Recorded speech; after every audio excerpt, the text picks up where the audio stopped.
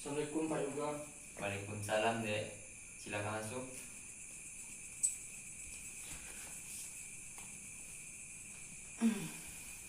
Wah, sepertinya sekarang kita jalan-jalan berbincang ya, Dek.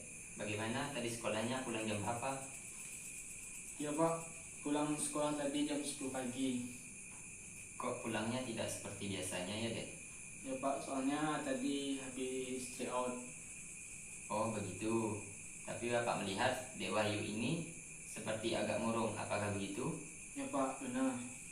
Mungkinkah Dek Wahyu ingin mengungkapkan perasaan tersebut kepada Bapak? Ya begitulah Pak. Saya selalu merasa tidak tenang saat merasakan ujian. Kalau begitu, Bapak ingin tahu apa yang membuat Dek Wahyu merasa tidak tenang? Begini Pak, saya mengalami kesulitan ketika mengerjakan soal-soal ujian karena banyak sekali materi yang kurang saya pahami ketika melihat nilai ujian sudah keluar. Jadi, Dek Wahyu ini cemas karena belum bisa mendalami materi ujian sehingga berdampak pada kekhawatiran nilai, begitu? Iya Pak. Baik, Bapak mengerti apa yang Dek Wahyu rasakan.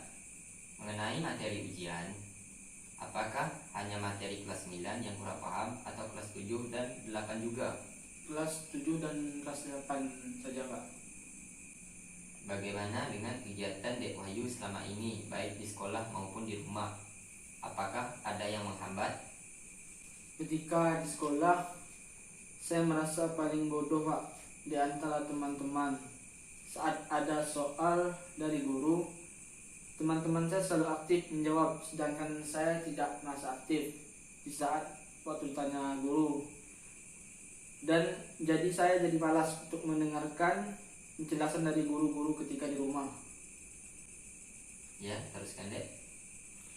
Ketika di rumah, saya terus belajar memahami materi dari guru yang telah berikan kepada saya, tetapi akhirnya gadgetlah yang mengisi waktu senggang saya di rumah. Lalu bagaimana dengan orang tua Dek Wahyu? Apakah mereka mengetahui tentang hal ini? Ataukah mereka juga ada kaitannya dengan permasalahan yang Dek Wahyu alami? Orang tua di rumah tidak tahu mengenai hal ini. Sebenarnya saat saya kelas 8 kemarin, saya sudah sering tidak masuk sekolah pada hari tertentu dan alasannya pun saya berikan pada orang tua saya adalah sakit. Namun alasan yang sebenarnya adalah saya keluar atau bolos dari sekolah. Salah satu mata pelajaran pada hari itu, di samping karena gurunya galak karena saya jadi takut dan tidak paham. Bapak suka dengan keterbukaan Dek Wahyu. Namun, adakah kemungkinan bagi Dek Wahyu untuk memikirkan cara-cara terbaik untuk meningkatkan minat belajar? Sebenarnya saya ingin belajar kelompok pada teman-teman Pak. Di saat itu juga kemudian membahas tentang soal-soal, namun saya minder.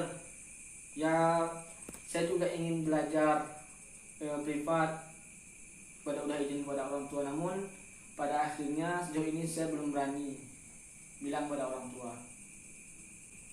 Dari apa yang Dek Wahyu katakan, Bapak melihat bahwa ada dalam diri Dek Wahyu ini sebenarnya ada kemauan yang tinggi untuk belajar, namun dihambat oleh rasa pesimis. Apakah begitu? Ya benar Pak.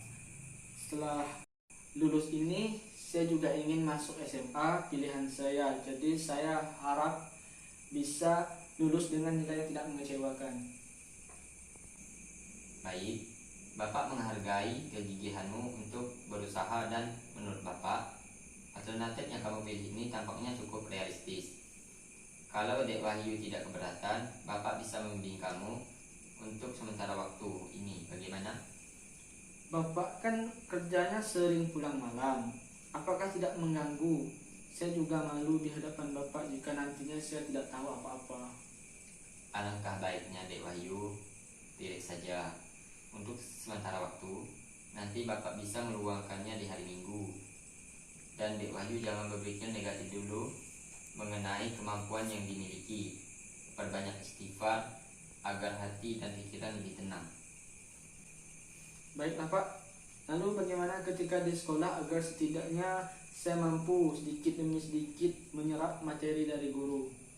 Jangan sungkan dek untuk bertanya pada guru jika belum paham.